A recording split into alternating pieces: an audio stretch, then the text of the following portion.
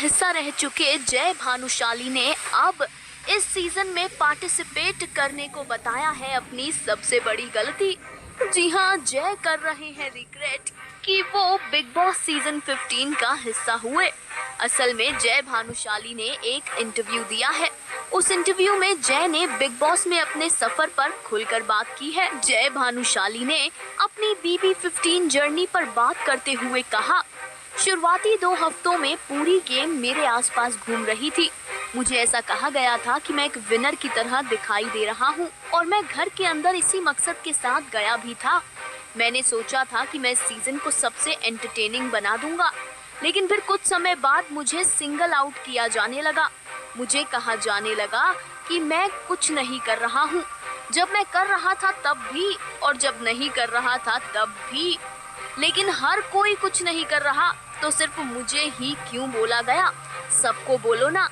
जय ने आगे कहा कि मैं कंफ्यूज हो गया था और ये पूछना चाह रहा था कि भैया बता दो करना क्या है, चाहते क्या हो। जय भानुशाली ने कहा कि पिछले सीजन्स में विनर होने के पैरामीटर्स जो रहे हैं, इस सीजन में वो पैरामीटर्स नहीं थे।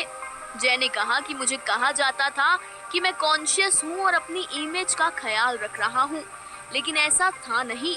जहाँ जरूरी लगता था मैंने हमेशा स्टैंड लिया, लेकिन मैं किसी से बेवजह आर्ग्यूमेंट नहीं कर सकता। मैं किसी से झगड़ा तभी तो करूंगा जब कोई मुझे गलत तरीके से छेड़ेगा। जय ने कहा कि मैं बिग बॉस का हिस्सा बना, मुझे इस बात का अफसोस नहीं, मुझे इस बात का दुख है कि मैं इस सीजन में गया, सीजन 15 में। वहीं जय भानुशाली ने अपने शादीशुदा होने पर यह भी कहा कि मेरे पास मुद्दे उठाने के अलावा और कोई ऑप्शन नहीं था। मुझे लगता है कि ये शो मेरे जैसे फैमिली मैन, मैरिड मैन के लिए है ही नहीं।